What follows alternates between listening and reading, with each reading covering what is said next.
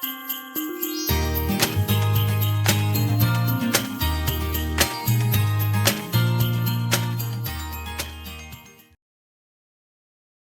important parce que j'étais en train de vous présenter notre position en Jésus et notre cheminement. Mais pour réaliser tout ça, c'est pas simplement une compréhension intellectuelle, il faut une révélation. Hein? Et c'est ce qu'on a vu la semaine dernière. Tu peux comprendre ça intellectuellement en disant, ah oui, c'est vrai, j'ai bien compris, il a découpé en deux, je suis dans les lieux célestes et je marche sur la terre. Ah oui, c'est super ça. Ah oui, mais ça ne touche pas, ça ne change rien.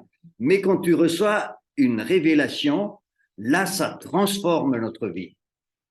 Ça commence à transformer. Et c'est pour ça que l'apôtre Paul, donc dans la deuxième partie du chapitre 1er, on l'a vu la semaine dernière, à partir du verset 15, il dit, c'est pourquoi moi, ayant entendu parler de votre foi au Seigneur Jésus et de votre amour pour tous les saints, je ne cesse de rendre grâce et je fais mention de vous dans mes prières.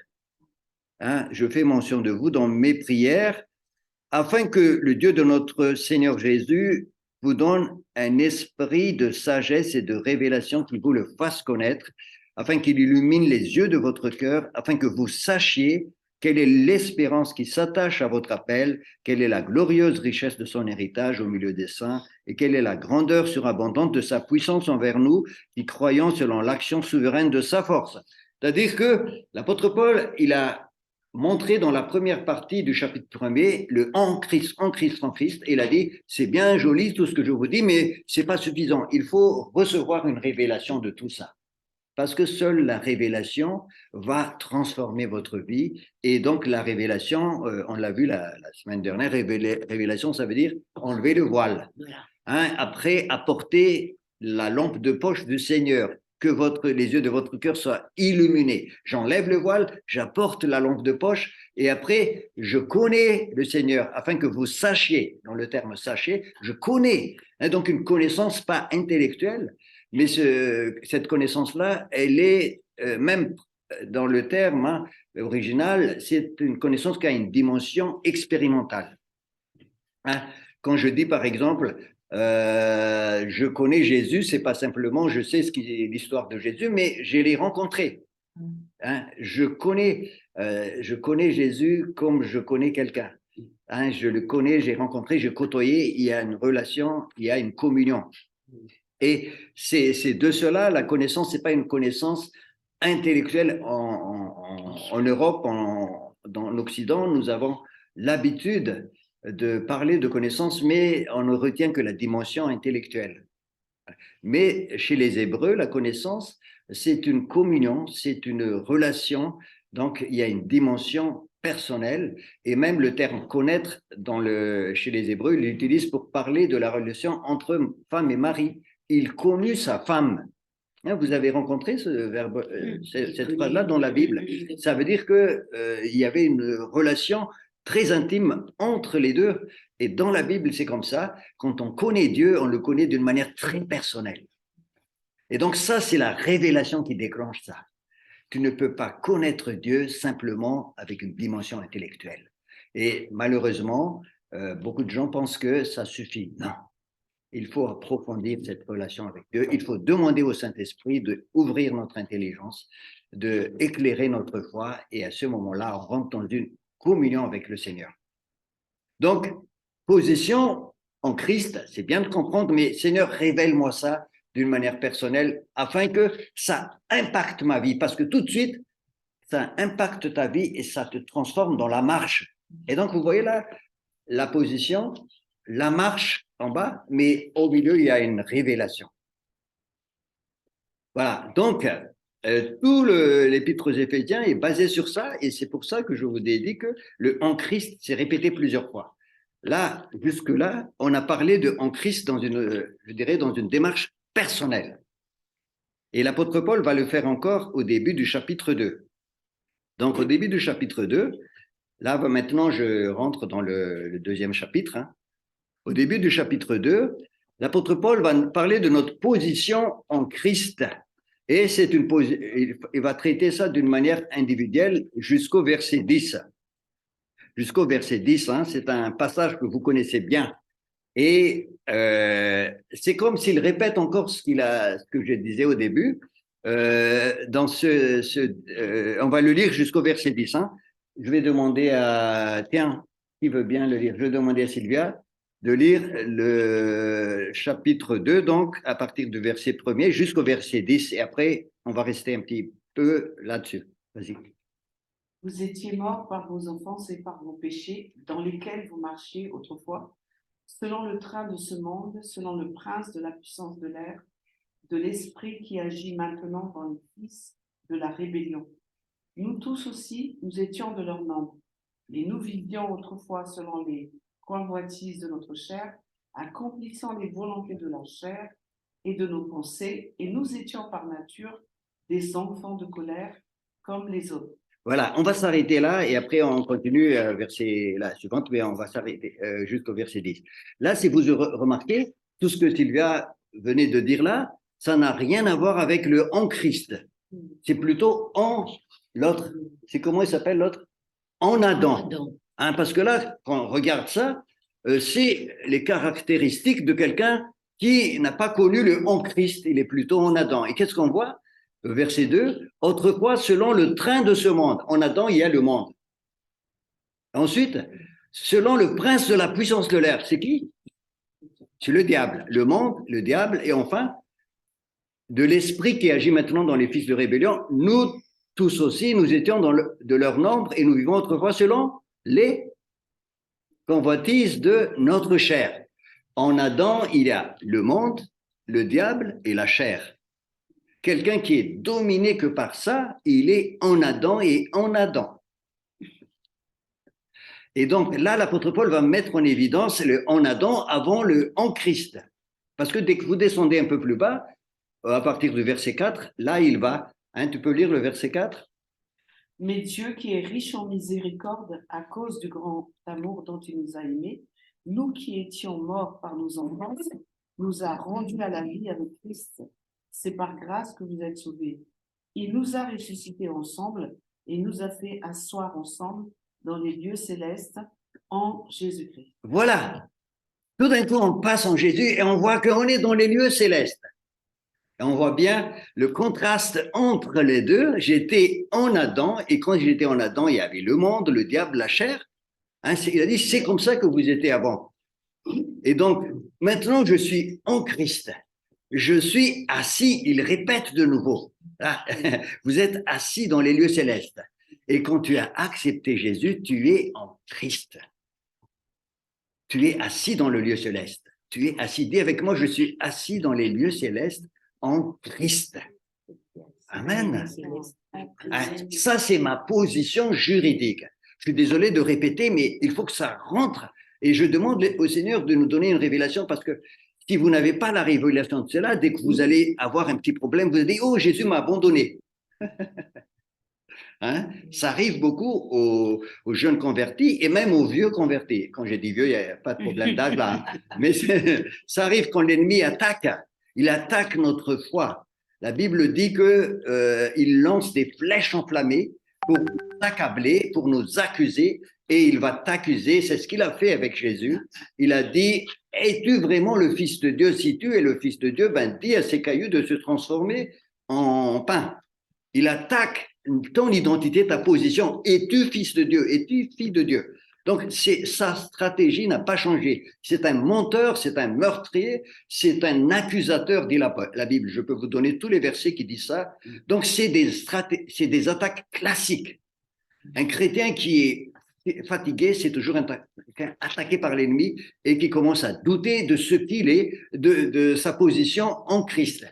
Donc, c'est très important ce que l'apôtre Paul nous apprend. Là, vous avez vu toutes ces attaques-là avant. Maintenant, le problème, c'est que notre esprit a été renouvelé. Quelqu'un qui est né de nouveau, son esprit a été régénéré, mais son âme, c'est le siège de sa pensée, de ses sentiments et de sa volonté, invisible aussi. Hein. Est-ce que vous avez vu vos sentiments? Non, on n'a pas vu. Est-ce que vous avez vu vos pensées? Moi, je n'ai pas vu vos pensées, j'ai vu simplement ce qui sortait dans votre bouche, et j'ai vu aussi l'expression au travers de votre corps, de votre âme. Vous êtes dans la joie, vous êtes en colère, vous êtes triste, tout ça je le vois, hein, mais je ne vois pas l'âme. Donc c'est le corps qui manifeste. Et là, cette partie de notre corps n'est pas encore régénérée, mais cette partie-là a besoin d'être soumise à l'Esprit de Dieu. Nous sommes esprit, âme et corps. Notre corps aussi, vous voyez bien que nous allons mourir un jour. Hein? Est-ce que quelqu'un peut dire ici qu'il ne mourra jamais au niveau de physique? Si. Sauf quand le Seigneur reviendra, il va transformer notre corps en corps glorifié, dit la parole. Ça, c'est 1 Corinthiens chapitre 15, verset 50. Mais pour le moment, nous sommes tous fragiles et soumis au problème de corps. Et tant que le Seigneur ne revient pas, ce problème de corps ne sera pas résolu. Mais la Bible nous donne une promesse formidable que je vous donne ça tout de suite. Romains chapitre 8, verset 11. Tu peux lire?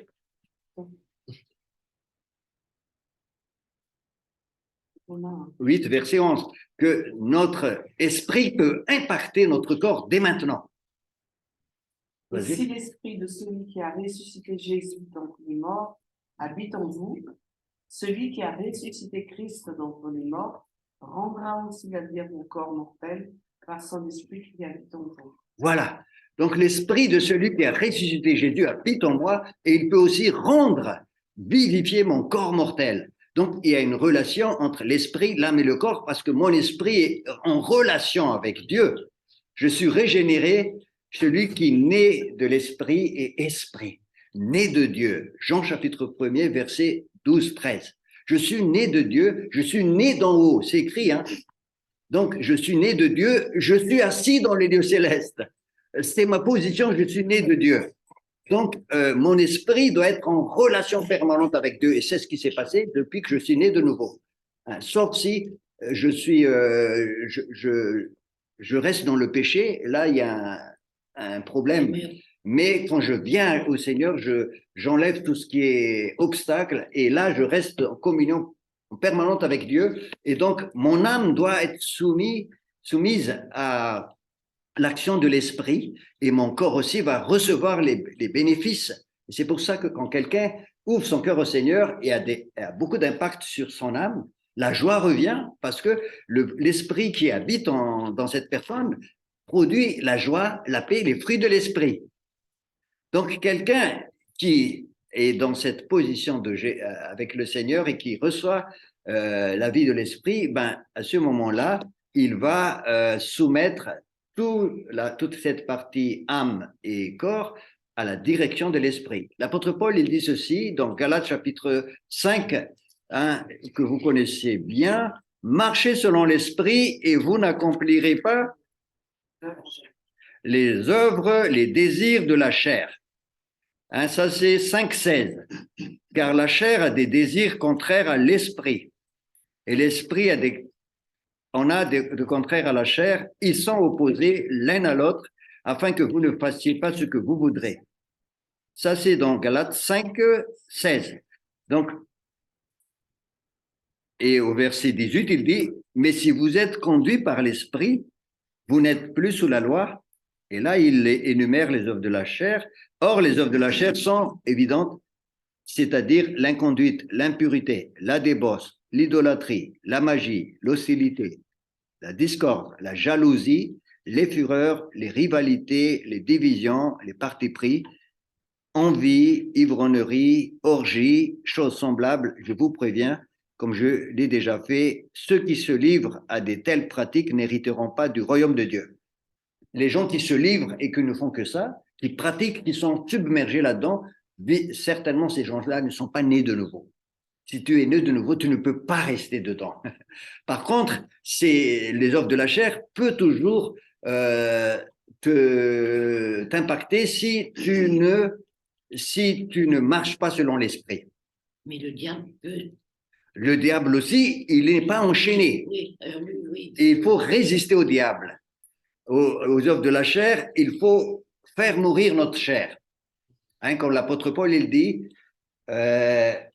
je suis crucifié avec Christ, ce n'est plus moi qui vis, c'est Christ qui vit en moi. Et dans ce Galates chapitre 5 au verset 24, Galates 5, 24, lisez avec moi. Ceux qui sont en Christ Jésus, est-ce que vous êtes en Christ Jésus? Vous avez crucifié la chair avec ses passions et ses désirs. La chair, elle est là parce qu'en fait, la chair, c'est pas le corps, c'est pas la matière, c'est cette tendance mauvaise qu'on a héritée du péché originel et qui nous pousse à commettre des péchés. Et elle est tellement imbriquée dans le corps, dans l'âme, que si nous ne soumettons pas l'âme et le corps à la direction de l'esprit, la chair va nous conduire à faire des choses contraires à l'esprit. Donc le chrétien qui est né de nouveau, qui a l'esprit de Dieu, l'esprit doit être bien vivant, en relation avec Dieu, et comme ça il marche selon l'esprit. Et ça peut être un éternel combat aussi. C'est un éternel combat jusqu'au retour de Jésus. Hein?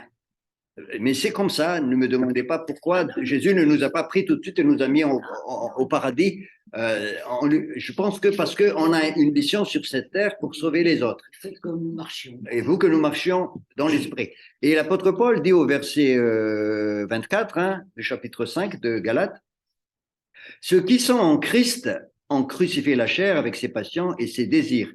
Et au verset 25, si nous vivons par l'esprit, marchons aussi par l'esprit. Donc, vous voyez, ma position et je marche. Tout ça, c'est cohérent. Quand je marche, il faut que je marche par l'esprit. Je suis positionné dans les lieux célestes. C'est comme ça. Et le chrétien qui marche par la foi, c'est le chrétien inébranlable. Le diable peut lui faire tout ce qu'il veut, comme Jésus, avec Jésus. Le diable a essayé de mettre des bâtons dans les roues, à tenter Jésus, il est resté dans... Il est écrit, face au diable, par contre, la Bible dit de ne pas crucifier le diable, mais il a dit résister au diable. Pourquoi on résiste? Parce que le diable, il intimide. Ça, c'est sa stratégie. Il intimide les gens pour que les gens ne rentrent pas dans leur appel. Ça, il va le faire. Il a dit, tu n'es pas capable, tu ne vaux rien. Regarde ce que tu es. Regarde, tu viens juste de faire une bêtise là. Tu es encore tombé. Il va te montrer tout. Alors que tu as déjà demandé pardon. On peut tomber. C'est normal, tant qu'on marche, celui qui marche, il tombe.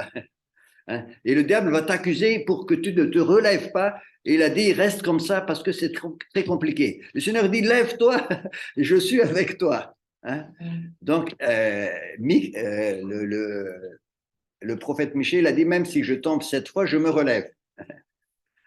Et le Seigneur, il a dit, si 7 fois 70, ton frère vient te demander pardon, tu dois lui pardonner. Ça veut dire que ce frère aussi, il va demander pardon à Dieu. Tu peux donc tous les jours venir au Seigneur, mais lève-toi et marche, et souviens-toi que ta position en Christ, tu es fils, fille de Dieu. Amen. Amen. Et l'apôtre Paul, il dit que notre combat, c'est le bon combat de la foi. Il n'a pas dit on fait un boxe avec le diable, il a dit bon combat de la foi, c'est-à-dire je crois. Qui suis-je? C'est la foi. Je crois qui suis-je en Jésus? Qui je suis en Jésus? Il y a un chant qui dit, comment s'appelle ce chant-là? En lui, je sais qui je suis. Ça, mais il y a un chant de Hillsong aussi. Voilà, c'est ça. Je suis en Christ. Voilà. C'est quoi? Voilà. Il m'a libéré, il m'a délivré. Voilà. Donc, en Christ, voilà ce que je suis en Christ. Ça ne veut pas dire. Et en Christ, je suis parfait. Pourquoi? Parce qu'il n'y a plus de condamnation pour ceux qui sont en Jésus. Ça, c'est en Romains. Mais je marche et je dois prendre toutes les armes. Et une de ces armes, c'est la foi, qui me permet d'arrêter les flèches enflammées de l'ennemi. On verra ça quand on sera au chapitre 6 de Éphésiens. Là, voilà. Mais je vous dis ça pour que vous voyez la totalité. Donc, on a dit que dans la première partie de ce chapitre 2, l'apôtre Paul, il montre donc la personne qui est en Adam, et en Adam, il y avait le monde, il y avait le diable, il y avait la chair. Vous vous rappelez, Moi, je n'oublie pas le sujet, mais c'est pour vous illustrer un petit peu tout ça. Et à partir du verset 6, donc du chapitre 2, il a dit, mais maintenant, il nous a fait asseoir ensemble dans les lieux célestes en Jésus. Je suis en Jésus maintenant, afin de montrer dans les siècles à venir l'infinie richesse de sa grâce, de sa bonté envers nous, En Jésus. en Jésus-Christ. Donc, il répète une deuxième fois. Et dans ce chapitre 2, c'est marrant. Il dit 7 fois le en Christ de nouveau. On l'a dit dans le chapitre 1, oui. Il dit de nouveau 7 fois. Alors, je peux vous donner ça rapidement. Il est très important, ce chiffre 7. Très important. Est-ce que c'est Lazare? Je n'en sais rien. C'est bien le chiffre 7 parce que ça montre la perfection de Dieu. Et en général, c'est pas du hasard. Mais je ne veux pas non plus construire toute une théorie sur ça, mais c'est marrant, c'est intéressant de remarquer ça. Donc, le en Christ, donc dans le chapitre Éphésiens, je vais vous rapidement dire dans le chapitre 2 et le chapitre 3, chapitre 2 et 3, parce que je disais que je fais cette partie-là. Au chapitre 2 et 3, donc vous voyez ça, à partir du verset 6, en Christ. Il nous a ressuscités ensemble et fait asseoir ensemble dans les lieux célestes en Christ. Et juste après, au verset 7, sa bonté envers nous en Christ Jésus. Et un peu plus bas, au verset 10, nous sommes son ouvrage, nous avons été créés en Christ Jésus. Et au verset 13, mais maintenant en Christ Jésus, ça c'est la quatrième occurrence. Et au verset 21, en lui c'est en Jésus, Jésus-Christ lui-même étant la pierre de l'angle, en lui. Verset 22, en lui, en Jésus. Et au verset 6 du chapitre 3, en Christ Jésus, les païens ont un même héritage, forment un même corps et participent à la même promesse, en Christ Jésus par l'évangile, en Christ. Et donc, tout ça, ça fait 7 et une dernière occurrence vraiment à la fin, au verset 21, mais ça, je vais le mettre à part. Tout à l'heure, vous allez comprendre. A lui la gloire dans l'Église et en Christ Jésus dans toutes les générations au siècle des siècles. Voilà. Donc, je suis maintenant donc en Christ Jésus, mais je marche sur la terre. Et l'apôtre Paul donc le souligne bien à partir de verset 6 du chapitre 2. Et au verset 8, vous connaissez ce verset magnifique. C'est par grâce, en effet, que vous êtes sauvés par le moyen de la foi. Cela ne vient pas de vous, c'est un don de Dieu. Ce n'est point par les œuvres, afin que personne ne se glorifie, car nous sommes son ouvrage, nous avons été créés comment? En Christ. J'ai été régénéré en Christ. Créé, en fait, j'ai été créé une fois quand je suis venu dans ce monde, mais c'était une création, je dirais, naturelle. Mais quand je suis créé en Jésus, j'ai été régénéré une deuxième fois, et la Bible appelle ça la nouvelle naissance. J'ai été régénéré en Jésus. Pourquoi faire? Pour des bonnes œuvres. Dieu veut me faire entrer dans mon appel. Dieu me prépare des bonnes œuvres. Je ne fais pas des œuvres pour être en Christ, mais je suis d'abord en Christ pour des bonnes œuvres. Vous voyez, je ne fais pas des œuvres pour être en Christ. Attention. Il y a des gens qui essaient de faire beaucoup de choses pour être en Christ. Non. Faux, archi faux. Regardez bien là. Nous sommes son ouvrage. Nous avons été créés en Jésus. Comment? Par grâce. Quelqu'un ne peut pas se créer, se naître de nouveau par ses propres moyens. C'est impossible. C'est un don de Dieu. Ça vient de Dieu et c'est par la foi qu'on saisit ça, par le moyen de la foi.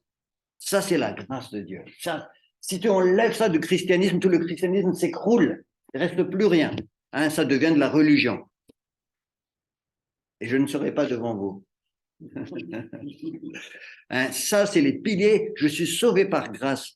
Et quand Dieu me sauve, il me régénère, il me donne une nouvelle nature. Si quelqu'un est en Christ, il est une nouvelle nature. Les choses anciennes sont passées. Voici, toutes choses sont devenues nouvelles. Je suis une nouvelle nature. Donc, j'ai reçu la nature de Dieu. L'apôtre Pierre, je ne plaisante pas là, pour vous. L'apôtre Pierre, il dit que nous sommes participants de la nature divine. C'est pas pour vous, mais vous avez reçu la nature de Dieu parce que vous êtes fils et filles de Dieu. Dans 1 Pierre. C'est 1 Pierre, Tu l'as vu le passage? Non, mais je cherche. Alors, je suis en train de chercher le passage si quelqu'un le trouve, parce que c'est un passage formidable. C'est pas la 3, béni soit Dieu, le Père de notre Seigneur Jésus-Christ, conformément à sa grande bonté. Alors, Seigneur, pourquoi j'ai pas... Nous a fait naître de nouveau. Un Pierre. Participant de la nature divine.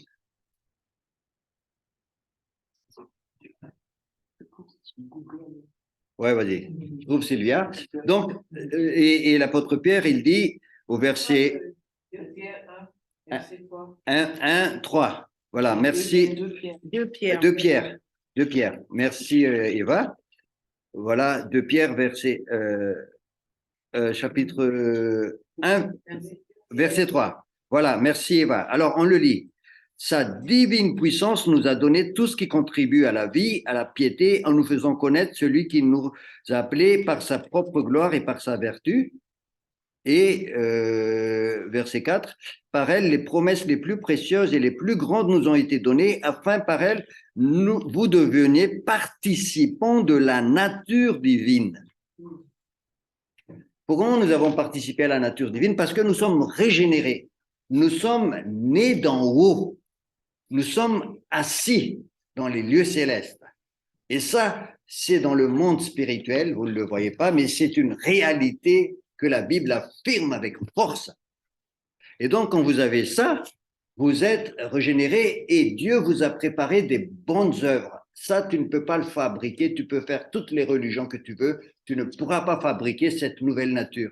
La participation, c'est une grâce de Dieu. Et quand tu as ça, ben, Dieu te donne des œuvres dans le verset 10 de chapitre 2, des œuvres qu'il a préparées d'avance afin que tu les pratiques. C'est bon? Voilà. Et c'est comme ça qu'on est sauvés, hein? On est tous d'accord. Jusque-là, on a parlé. Maintenant, on va passer à une dimension importante aussi. Jusque-là, on a parlé de notre salut personnel. On est tous d'accord? Vous êtes d'accord avec moi? On a parlé toujours de cette dimension individuelle.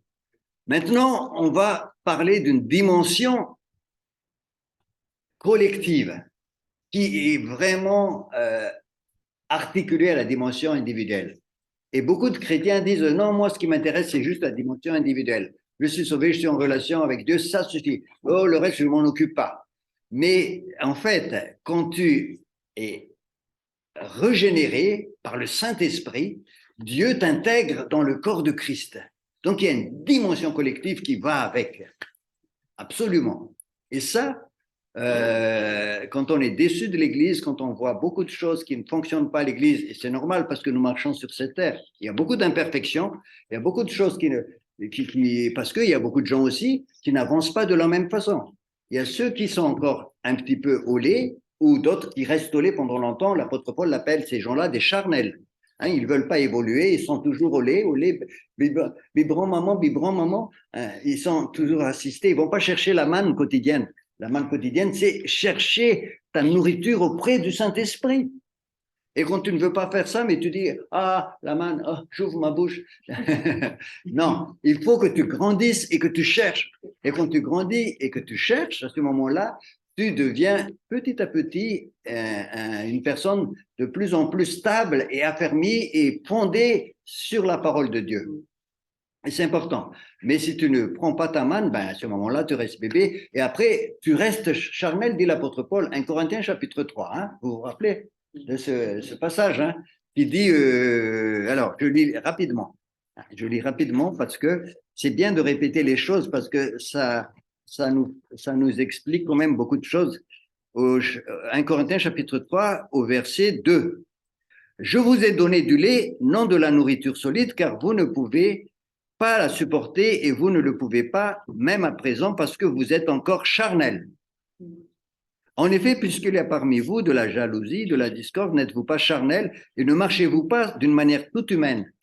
Donc, les personnes qui demeurent, qui restent dans la discorde, dans la jalousie, dans les choses comme ça, ils restent charnels et ils n'évoluent pas, ils ne voient que les défauts ou les autres des autres. Alors que quand on devient spirituel, on comprend qu'une personne a besoin encore d'évoluer pour comprendre les choses et être transformée par le Saint-Esprit. À ce moment-là, on regarde ceux qui sont jeunes dans la foi, non pas avec un regard qui accuse, mais avec un regard bienveillant qui les exhorte à aller plus loin dans la foi. C'est important, hein? Et à ce moment-là, parce qu'on comprend que notre relation avec Dieu est toujours une relation personnelle. On ne peut pas généraliser en disant « nous sommes tous comme ça ». Non, c'est pas possible. Il y a des gens qui venaient de se convertir, il y a d'autres qui sont depuis longtemps, mais ceux qui sont faibles ou qui sont forts, ceux qui sont forts, ils doivent comprendre que ceux qui sont faibles, ils vont avancer dans le Seigneur. Donc, c'est important de bien comprendre ça. Et il y a cette dimension communautaire qui entre en jeu. Parce que quand tu es né de nouveau, Dieu t'intègre dans le corps de Christ. Je vous ai déjà dit ça. 1 Corinthiens chapitre 10, verset 13. 1 Corinthiens 10, qu'est-ce qui se passe? 12, verset 13.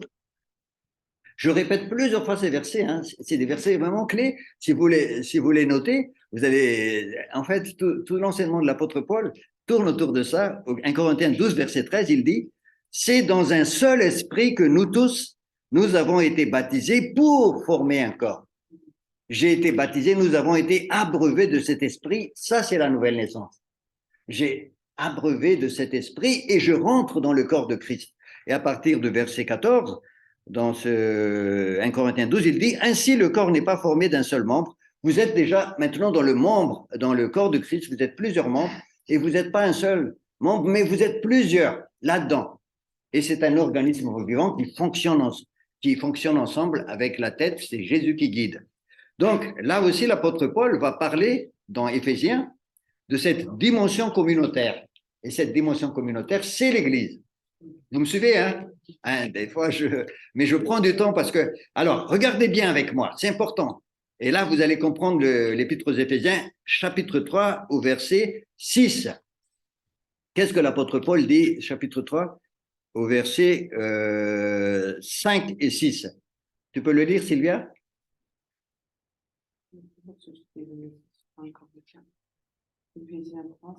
5 et 6.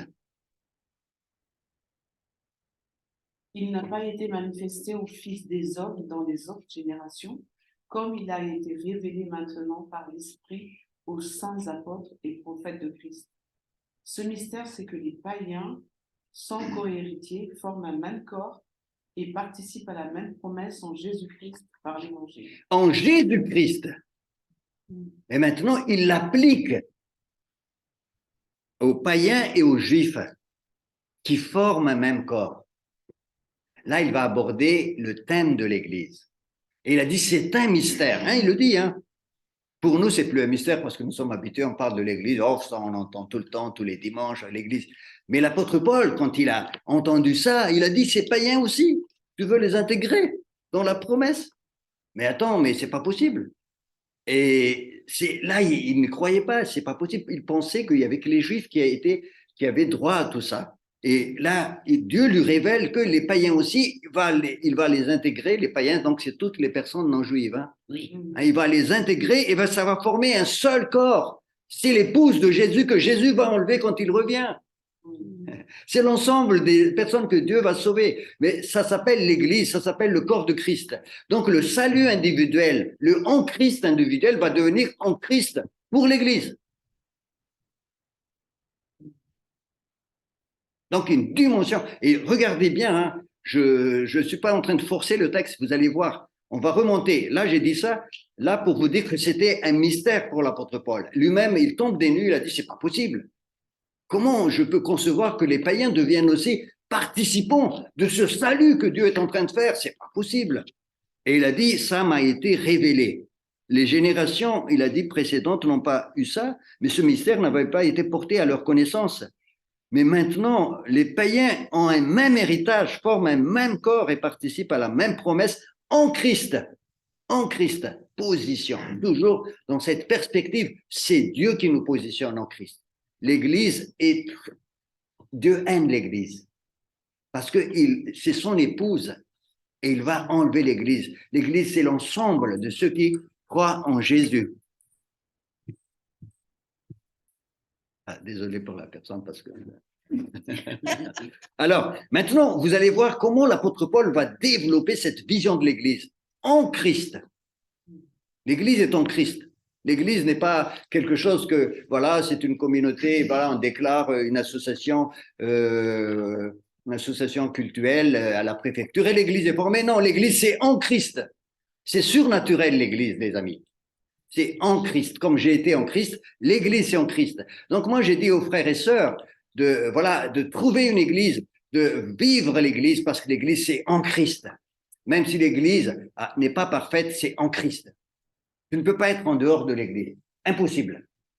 Si tu veux grandir, effectivement, tu peux rester. Moi, j'étais en dehors de l'Église pendant quelques temps parce que j'étais déçu comme vous tous. J'ai dit, oh, l'Église, oh, regarde-moi, regarde ceci, regarde un tel, regarde. Oh non, je ne veux pas. Et je me suis éloigné pendant 1 an avec Sylvia. Et après, le Seigneur me dit, tu reviens. Parce que c'est ton ADN.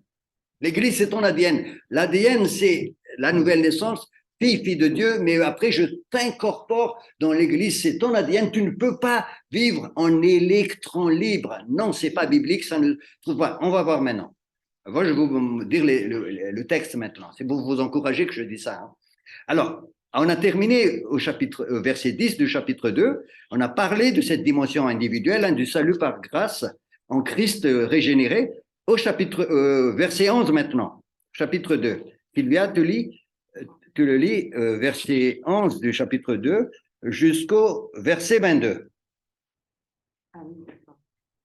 Alors, c'est pourquoi vous, autrefois, païens dans la chair, appelés incirconcis par ceux qu'on appelle circoncis, et qui le sont dans la chair par la main de l'homme, souvenez-vous que vous étiez en ce temps-là sans Christ. Sans Christ, en dehors de Christ.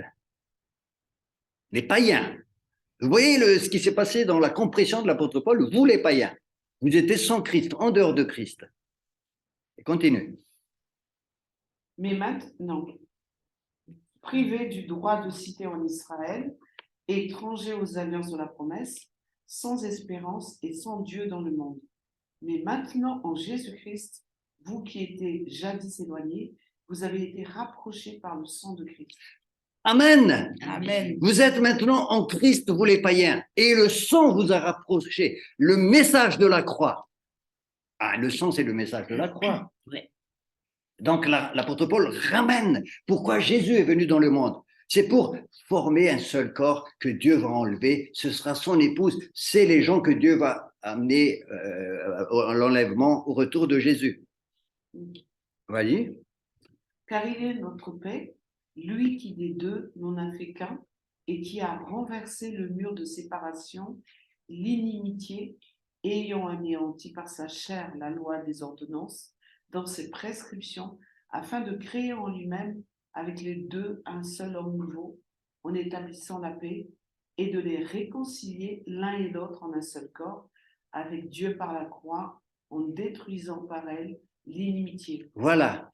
Vous savez que la puissance, l'œuvre de la croix a rassemblé, donc a permis à Dieu de rassembler aussi bien les païens que les juifs.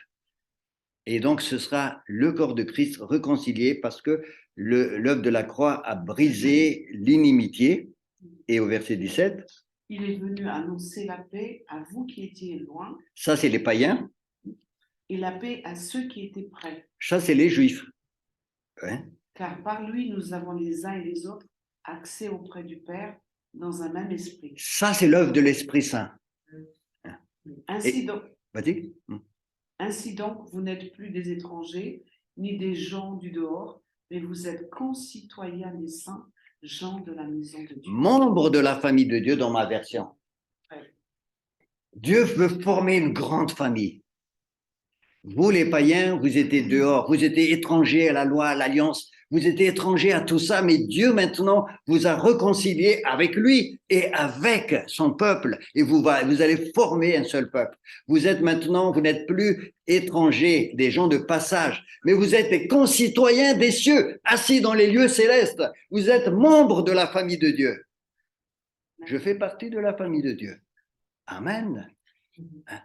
Ça, c'est la puissance de la croix. Et Dieu rassemble Là, il est en train de créer, de développer son Église, de faire grandir son Église. Alors, qu'est-ce qu'il dit maintenant? Vous avez été édifiés sur le fondement des apôtres et des prophètes, Jésus-Christ lui-même étant la pierre angulaire. Quand on parle de pierre angulaire, on parle de la fondation. Jésus a été posé comme la pierre angulaire de notre foi personnelle, mais aussi de l'Église. L'Église, c'est un édifice spirituel. C'est le temple. Et le temple est formé de pierres vivantes. Vous vous rappelez? 1 Pierre, chapitre 2, verset 5. Pierres vivantes, chacun de nous. Et alors, qu'est-ce qu'il dit maintenant au verset 21? Écoutez bien là. En lui, tout l'édifice bien coordonné s'élève pour être un temple saint dans le Seigneur. En lui, vous êtes aussi édifiés pour être une habitation de Dieu en esprit. C'est en Jésus que l'Église aussi devient un temple. En Jésus, position céleste. Nous ne faisons pas des choses pour être l'Église. Nous sommes l'Église en Jésus parce que Jésus est présent. Toujours dans cette idée, je le suis parce que je suis en Jésus. Nous sommes le temple de Nous Jésus. sommes du temple du Saint-Esprit. Du Saint-Esprit. Et Jésus dit, même les portes de l'enfer ne prévaudront pas contre mon Église. Personne ne peut détruire l'Église de Dieu parce que nous sommes en Jésus et Dieu est en train de rassembler son Église. Et cette Église-là, elle comprend plusieurs membres dont nous sommes. Donc l'Église est indestructible. Nous sommes en Jésus. Les gens qui pensaient détruire l'Église, il y a des gens qui pensent que l'Église va disparaître. Non, l'Église, tu ne pourras pas. C'est de Dieu l'Église. Je ne parle pas de bâtiment, ça tu peux le détruire comme tu veux. Mais je parle de ces membres, ces personnes qui forment l'Église dont nous sommes. On est d'accord? C'est en lui. Et là, il répète 2 fois au verset 21, 22. En lui, c'est tout l'édifice bien coordonné s'élève pour être un temple saint dans le Seigneur. En lui, vous aussi, vous êtes édifiés ensemble pour être une habitation de Dieu en esprit. Quand nous nous réunissons, quand nous sommes là, Dieu est présent et nous devenons une habitation et la puissance de Dieu se manifeste. L'Église, c'est la manifestation du règne de Jésus. Jésus manifeste son règne au milieu de nous. C'est pas le bâtiment, c'est pas le lieu, mais c'est la présence de Dieu au milieu de nous. Donc, ne vous inquiétez pas, quand nous nous réunissons, Jésus est là, même au travers de de l'ordinateur, du réseau. Voilà, vous voyez, c'est incroyable ce texte. Quand je lis ça, je dis, mais incroyable, Seigneur, ce que tu as. Et l'apôtre Paul dit ça, c'était un mystère. Il ne pouvait pas comprendre ça, c'est impossible. Lui, vous savez que l'apôtre Paul, c'est un fanatique. Il était très attaché à la religion juive. Il ne pouvait pas accepter ce genre de message. Mais il a accepté parce que c'est une révélation. Dieu lui dit, non, non, tu l'acceptes, c'est comme ça.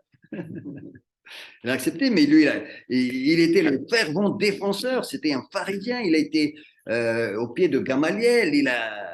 Quand vous lisez dans Philippiens chapitre 3, il cite tous ses privilèges en tant que juif. Il a dit qu'il était circoncis le 8e jour de la race d'Israël, de la tribu de Benjamin, hébreu, né d'hébreu, quant à la loi pharisien, quant aux zèles persécuteurs de l'Église, quant à la justice légale, irréprochable.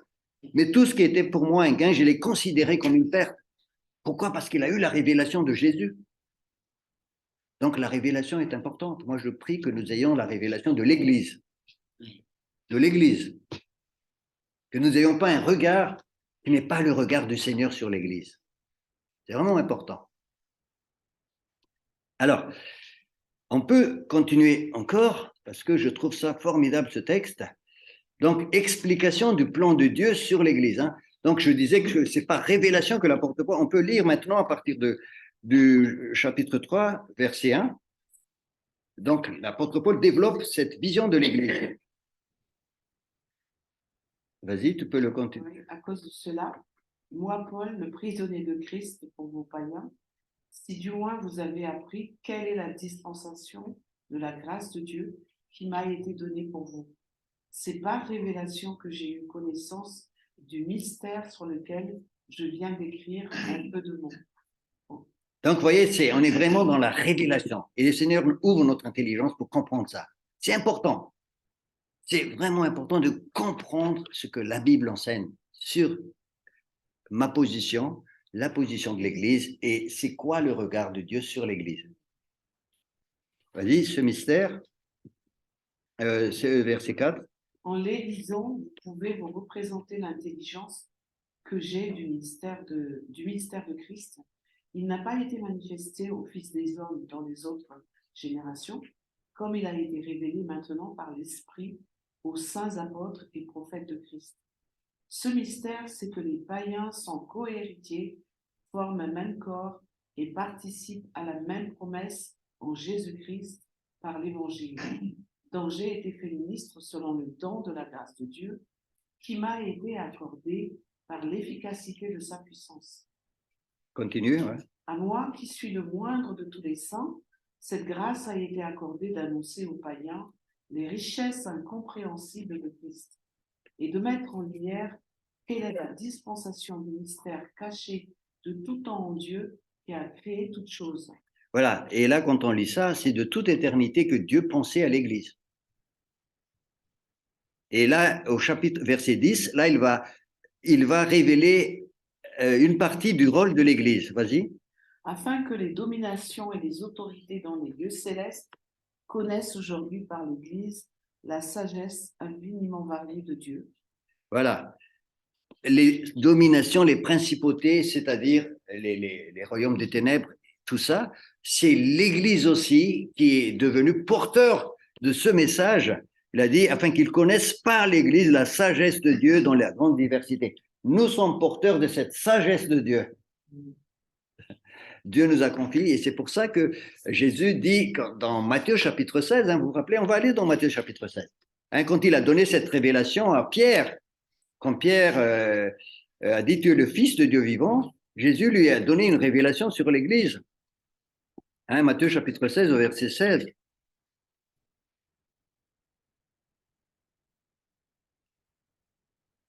Vous vous rappelez de cette déclaration de Pierre quand Jésus dit « Qui dites-vous que je suis ?» Et Simon-Pierre, au verset 16, dit « Tu es le Christ, le Fils du Dieu vivant. » Jésus lui dit « Tu es heureux, Pierre, fils de Jonas, car ce ne sont pas la chair et le sang qui t'ont révélé cela, mais mon Père qui est dans les cieux. Et moi, je te dis, tu es Pierre, et sur cette pierre, je bâtirai mon église. » Et là, dans le terme original, il dit, tu es Pétros, et sur cette pétra, je bâtirai mon église. Le Pétros, en fait, c'est un petit caillou, et le pétra, c'est le roc, c'est la fondation, c'est le rocher. Donc, tu es un petit caillou, et sur cette fondation, c'est Jésus. La pierre angulaire, on l'a vu tout à l'heure, il est la pierre angulaire. Et sur cette pierre angulaire, je bâtirai mon église. Jésus bâtit son église sur la pierre angulaire qu'il est. Et là, il ajoute, et même les portes du séjour des morts ne prévaudront pas contre elle. Parce que c'est Dieu qui bâtit son église. L'église est dans le cœur de Dieu depuis le début. Avant même que Jésus meure à la croix, il parle déjà de son église. Parce que l'église va porter ce message que Dieu au monde, au reste du monde. Donc l'église, les amis, ça fait partie de notre ADN. C'est pour ça que Jésus t'a sauvé, il t'intègre dans son église. Il ne faut pas voir l'église comme un bâtiment avec une belle construction. Non, l'église, c'est la présence de Dieu dans son peuple, nous. Et ça c'est un programme de Dieu, c'est un mystère qu'il a révélé à l'apôtre Paul. Et il veut créer une seule église. Et l'église, c'est manifestation du règne de Jésus. Et là, il dit, regarde, il dit cette manifestation du règne de Jésus, je dis ça au verset 19. Tout de suite après, il dit, je donnerai les clés du royaume des cieux. Ce que tu lieras sur la terre sera lié dans les cieux, et ce que tu délieras sur la terre sera délié dans les cieux. Il donne à l'apôtre, pas à l'apôtre Pierre, mais en fait à l'église, les clés du royaume, parce que l'église manifeste le règne de Jésus.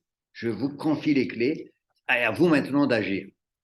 Voilà le programme de Dieu sur l'église.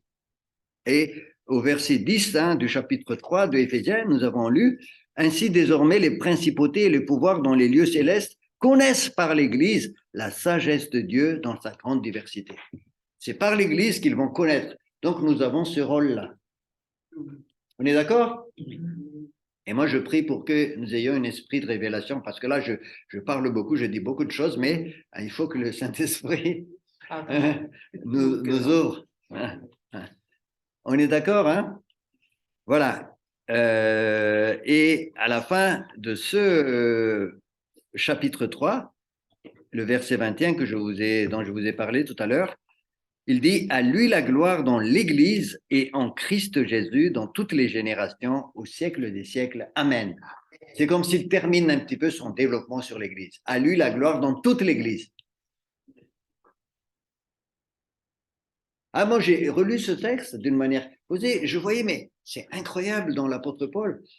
Développe ce que Dieu lui a donné comme mystère. Hein. Maintenant, je vais vous laisser un petit peu parler parce que j'ai beaucoup parlé, mais j'ai parlé un peu vite aussi parce que je sais que c'est important de le. C'est un peu vite, mais si je traîne trop, vous n'allez pas voir l'ensemble. Ça va?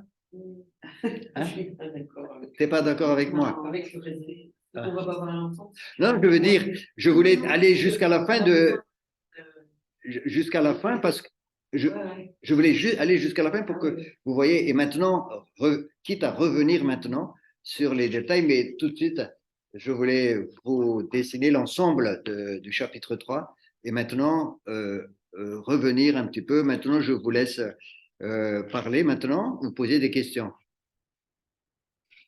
Ça va, Zilda? Je vois par rapport au fait que nous sommes des enfants adoptifs, c'est-à-dire que on est attaché à cette révélation de l'apôtre Paul. Absolument. C'est-à-dire que s'il n'y avait pas ça, on ne saurait pas. Comment on peut imaginer tout ce que l'apôtre Paul dit? Soit ce gars-là, il pète les plombs, là. Qu'est-ce qu'il nous raconte? Mais l'apôtre Paul dit qu'il a reçu ça du Seigneur et ce sont des révélations. Et nous, quand on accepte Jésus, déjà, on a une révélation de la croix, on a une révélation de nous-mêmes et après, on reçoit l'éclairage sur toute la parole. Et puis, on commence à comprendre. Et donc, comme tu dis, nous sommes des enfants adoptés. Nous avons reçu l'esprit d'adoption qui crie Abba Père. Hein, ça, c'est dans l'autre passage.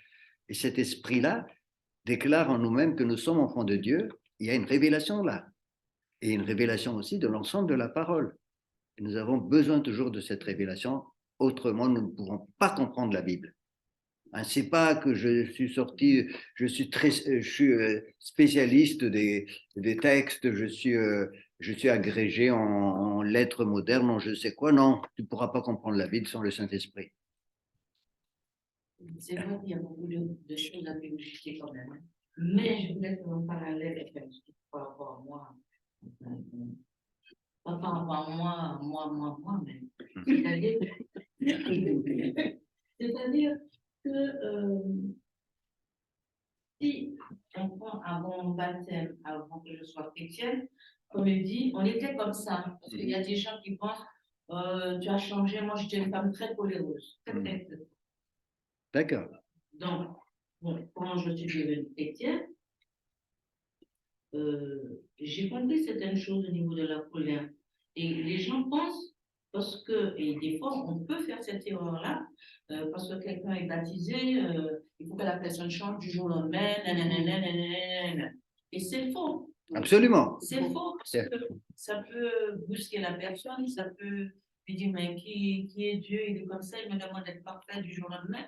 Et du moment qu'on comprend cette partie-là, il y a la partie où nous étions comme ça, et après, nous sommes une nouvelle créature. Petit à petit, que Dieu nous transforme. Absolument. Et quand je dis aux gens que j'étais quelqu'un, je dis ça parce que c'est vrai, hein, quand peut-être un mois ou 2 mois ou 3 mois après, à peu près, pas plus, j'ai pas cassé c'est visible, mais aujourd'hui je ris, mais c'était triste. J'étais mariée à l'époque, j'avais un beau vase en cristal, je l'ai cassé sur la jambe de mon mari, mon ex-mari. Mais j'étais vraiment en colère, voilà, vraiment. Des fois, et petit à petit, on me dit non, j'ai dit non, je n'étais pas comme ça. c'est une évolution, ce sont des épreuves, j'ai dû me repentir plusieurs fois, etc., etc. Donc, moi, c'est une mise en garde. Et des fois, j'aime Alors, dire...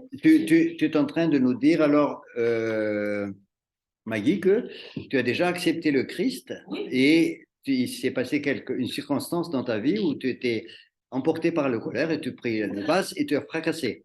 Voilà. Mais donc, ça fait il y a des années. Oui, oui, bien sûr. Mais peu importe, même si ça. Je veux dire, c'est bien que tu puisses partager d'une manière très simple ce genre de choses parce que le diable, et après tu as regretté profondément et tu as demandé pardon au Seigneur, je suppose, et après aussi à ton mari. Ouais, et voilà. Donc, quand on entend ça, c'est là que est-ce que quand tu as fracassé ça, est-ce que tu n'es plus dans les lieux célestes? Tu es descendu ou comment? Non, En fait, je pense que je suis descendue, mais je ne suis pas restée là-bas. oui. Donc, peut-être me dit, En fait, je peux pas tu tombes, c'est comme un bébé qui tombe. Mais oui. après, Tu te relèves. parce que tu as des gens qui te disent, oh oui, mais tu as fait ça. Je dis, oui, mais Dieu t'aime tel que tu es. Et comme il dit, il est le péché, mais il aime la pécheuse que je suis. Absolument. Mais quand tu as compris ça, mais il y a des fois, on te fait comprendre le contraire. Oui, ça, parce qu'il y a une grande différence entre l'accusation du diable et la conviction de péché que le Saint-Esprit nous donne. Alors, l'accusation, c'est la spécialité du diable. Hein? Et si tu oublies ta position en Christ, tu dis, ça y est, je suis perdu. Voilà. Et ça, il veut bien te dire ça. Ça y est, t'es perdu. Maintenant, laisse tomber tout ça. Maintenant, reviens dans le monde. Et c'est ce qu'il le fait à beaucoup de gens. Et quand tu n'es pas fondé sur la parole de Dieu, tu l'écoutes, parce que c'est un menteur, c'est un meurtrier, il injecte des accusations. Et la Bible nous donne des clés pour résister au diable. Apocalypse, chapitre 12, verset 11. Parce que le diable, il n'a pas changé de nature. Hein. C'est toujours comme il était dans le jardin d'Éden. Hein. Apocalypse, chapitre 12, verset 11. Vous pouvez retenir ces versets clés. Hein. Chapitre 12. Verset 11.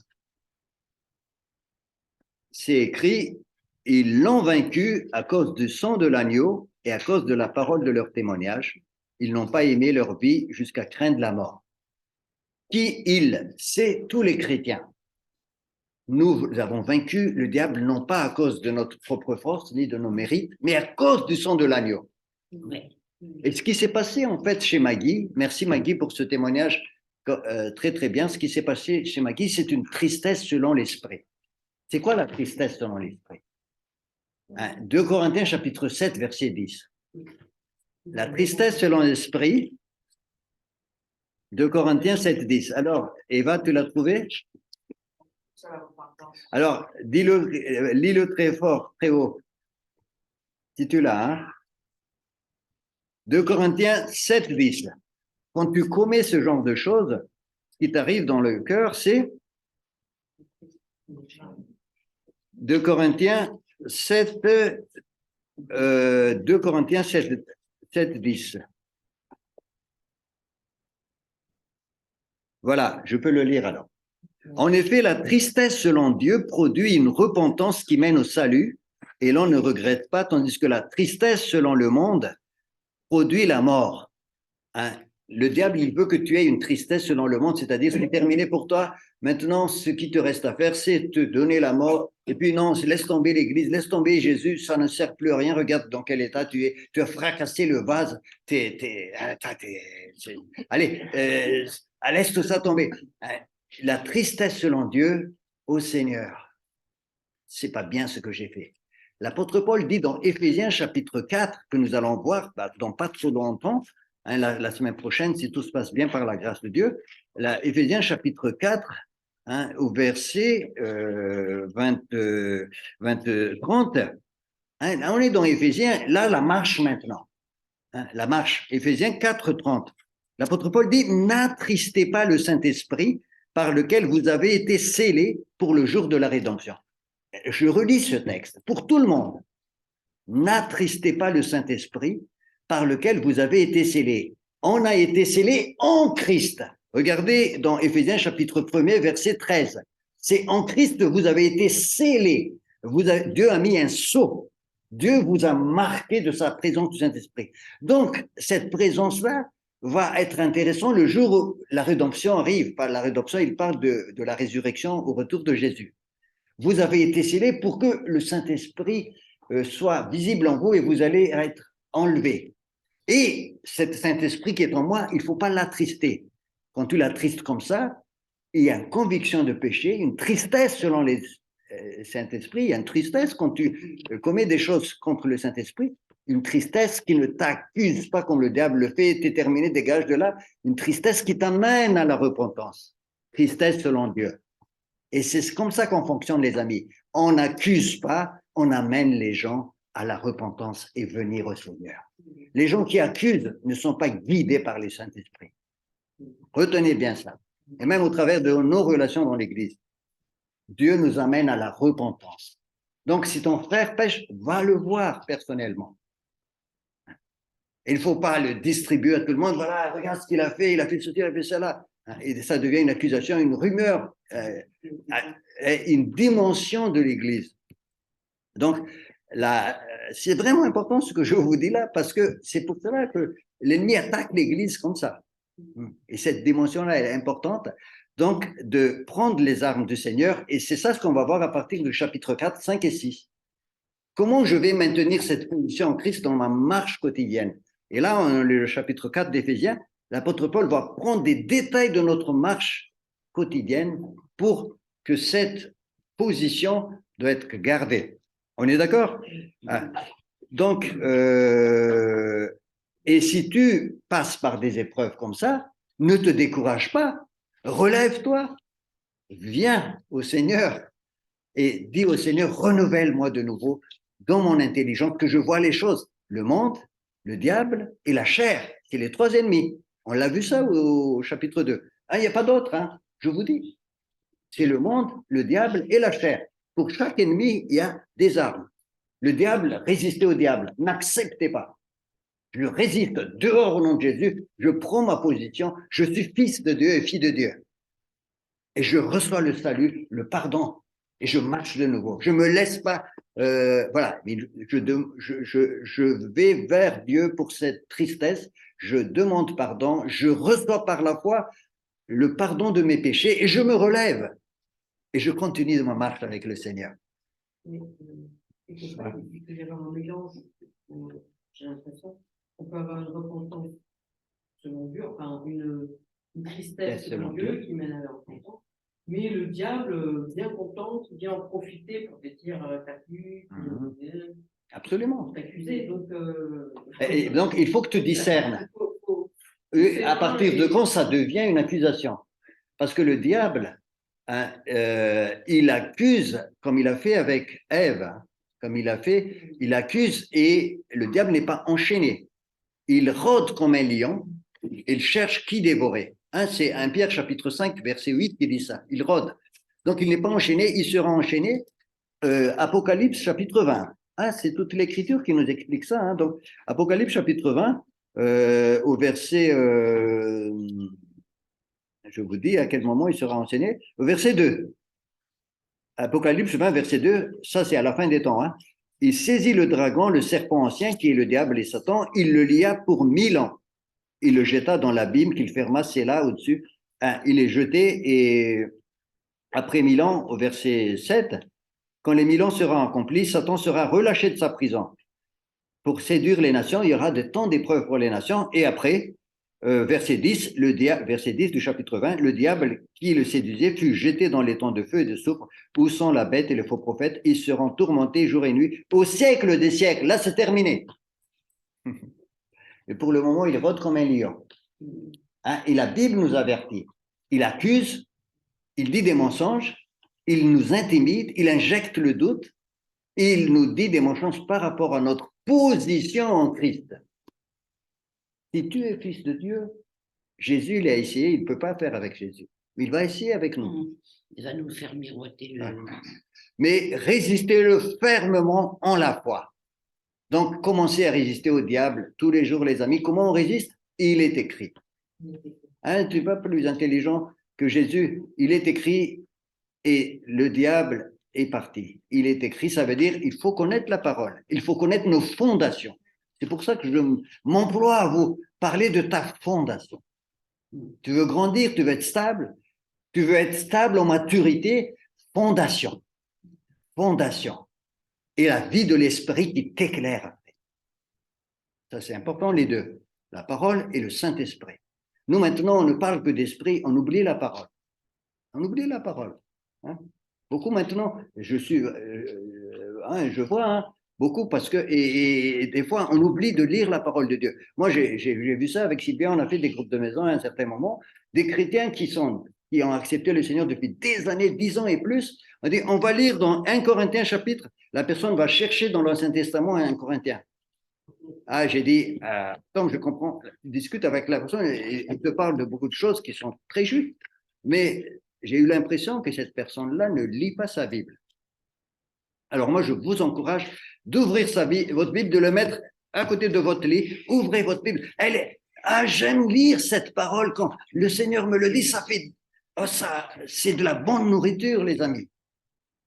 Je ne peux pas, moi, je lis 2, 3, 4 fois dans la journée la parole. Je mets ma Bible, là j'ai une Bible sur la table, j'ai une autre Bible à côté de mon lit, j'ai mon Bible sur mon smartphone, je le lis un peu, mais c'est incroyable, Dieu nous parle. C'est pas une corvée, Dieu nous parle au travers de sa parole, il nous donne des révélations. Je prie, je fais mention de vous dans mes prières afin qu'il vous donne un esprit de sagesse, de révélation, qu'il vous le fasse connaître, qu'il illumine les yeux de votre cœur afin que vous sachiez quelle est l'importance de l'appel, l'espérance qui s'attache à votre appel. Vous allez voir quand vous allez commencer à manger de cette nourriture-là, vous allez aimer. Parce que l'homme ne vivra pas de pain seulement, mais de toute parole qui sort de la bouche de Dieu. Donc moi, je vous encourage. Pour le diable, il est écrit. Pour la chair, Seigneur, j'accepte d'être crucifié. Crucifié, ça veut dire renoncer. On verra ça quand on va aborder les côtés pratiques de Éphésiens dans 4 et 5. Vous allez voir, l'apôtre Paul va parler, mais en détail, comment on marche. Crucifié. Et le monde, c'est... Voilà, ne vous conformez pas au présent siècle, mais soyez transformés. Transformés dans votre intelligence, c'est-à-dire accepter les valeurs du Seigneur, changer notre façon de voir les choses sur nous-mêmes, parce qu'il y a beaucoup de gens qui se regardent avec le regard du monde. C'est terminé ça. Il faut maintenant que je me regarde avec les yeux du Seigneur. C'est ça, si tu te regardes avec le regard du monde, alors là, le monde, comment il te voit, si t'es pas selon les critères du monde, là, tu es disqualifié, mais avec le Seigneur, tu n'es pas disqualifié. Amen. Tu es accepté. Tu es une créature merveilleuse. Tu n'as pas à être complexé. Moi, je ne suis pas complexé. Voilà. Alors, est-ce qu'il y a d'autres questions? Parce que je parle beaucoup. Désolé. Il est déjà 20h30. Ouais, il est déjà. Mais est-ce qu'il y a une dernière question alors? Allez. Sinon, on peut terminer. Ça va? Marco, tu as une question? Ça t'encourage tout ça? Parle plus fort. Tu veux de la délivrance. Marco nous parle de la délivrance, c'est important. Alors, je disais tout à l'heure, on a trois ennemis. Le monde, la chair et le diable. Alors, pour la délivrance, on va aborder ça un peu plus en profondeur quand on va aborder le chapitre 4 d'Éphésiens la semaine prochaine. On va parler de la délivrance. Donc, le diable, en fait, quand il vient sur nous, on peut le parler déjà maintenant et puis on va développer. C'est au verset...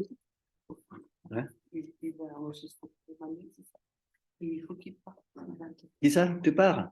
Parce que sinon... Oui, alors, juste, voilà. Le diable ne peut pas nous posséder. Ça, je le dis tout de suite. Même les chrétiens qui ne sont, les non-chrétiens, les non-croyants ne peuvent pas être possédés par le diable. Il y a des cas très rares, parce que le terme possession est trop fort. Quand tu as regardé le film Exorciste et quand tu vois la tête qui tourne en 180 degrés, là, tu dis, ah oui, là, mais le terme possession, c'est quelqu'un qui n'est plus maître de lui-même, complètement dominé, qui n'a plus de décision. En général, ce qui se passe, c'est que beaucoup de domaines de la vie de la personne est sous l'emprise du diable. Hein? Par exemple, quelqu'un qui a beaucoup pratiqué de la pornographie ou la drogue, tout ça, et qui vient au Seigneur, son esprit est régénéré. Mais il reste des domaines de sa vie où il a besoin de délivrance parce qu'il y a la mainmise de l'ennemi sur ces domaines-là. Et à ce moment-là, ce qu'on fait, quand la personne vient dans cette démarche de venir au Seigneur, dans la repentance, on vient et on dénonce, on démasque la chose, on le met en évidence comme Jésus le fait, et après on coupe les liens, et là on délivre la personne. Mais nous tous, on a l'autorité de Jésus. Ah, alléluia! Hein, parce que Jésus a gagné le combat. Il a dit, il a dépouillé les dominations et les autorités, il les a livrées publiquement au spectacle en triomphant d'elles par la croix. Les dominations, les autorités ont été dépouillées. Et le terme dépouillé, dans le terme grec original, désarmé. Jésus leur a enlevé les armes. Tu n'as plus d'armes. Et donc, quand tu as le Seigneur, tu peux dire au diable, tu quittes maintenant ma vie. Je t'ordonne. Tu ouvres la porte et tu lui dis, dégage. Dehors. Et au nom de Jésus, je coupe les liens. Hein, je coupe les liens et si tu as besoin de demander pardon pour ça, tu demandes pardon parce que des fois, le non-pardon, moi j'ai discuté avec quelqu'un la semaine dernière, hein, je vous ai rapporté ça, la personne a dit, moi, elle est chrétienne depuis quelques années et elle continue à pratiquer des choses occultes. Et puis elle me dit ça et puis tout de suite, j'ai dit, mais... Et elle pensait que ce n'était pas mauvais.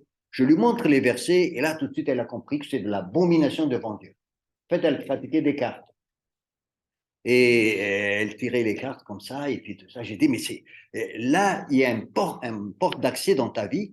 Alors, je te le dis, c'est de l'abomination parce que c'est la chose qui a pris la place de Dieu. Dans la Bible, il n'y a plus de relation, nous n'avons plus de relation avec les morts, avec tout ça. Et puis, elle a tout de suite compris, mais elle était déjà mal à l'aise. Elle a compris tout de suite et j'ai dit, maintenant, tu demandes pardon et tu prends la décision de te détourner de tout ça. Et comment faire? Tu prends les cartes et tu brûles. J'ai dit, est-ce que tu es prêt à le faire? C'est la Bible, je montre les versets. C'est ça la parole de Dieu. Tout de suite, la personne, oui, je suis prêt. Elle l'a fait directement. Tout de suite, elle a été délivrée tout de suite. Amen. Donc, il ne faut pas laisser des droits à l'ennemi sur ces choses-là. Si, par exemple, quelqu'un qui fait de la pornographie, qui gardait de la drogue, qui gardait des choses, le Seigneur, pour montrer sa repentance, il se détourne, il jette, il brûle et prend notre chemin et la libération est immédiate. Le Seigneur te libère tout de suite et après tu fermes. Tu fermes la porte au diable et il ne peut plus avoir l'emprise sur toi sur ce domaine-là. Donc, c'est comme ça. Hein. Des fois, ça pourrait être aussi un esprit de mort pour des raisons X. On ne sait pas. Hein. On peut aussi identifier pourquoi il y a cet esprit de mort. Des fois, ça vient de pratiques occultes ou un héritage qu'il faut discerner. À ce moment-là, dès qu'on a identifié, on coupe, demande pardon et on coupe les liens.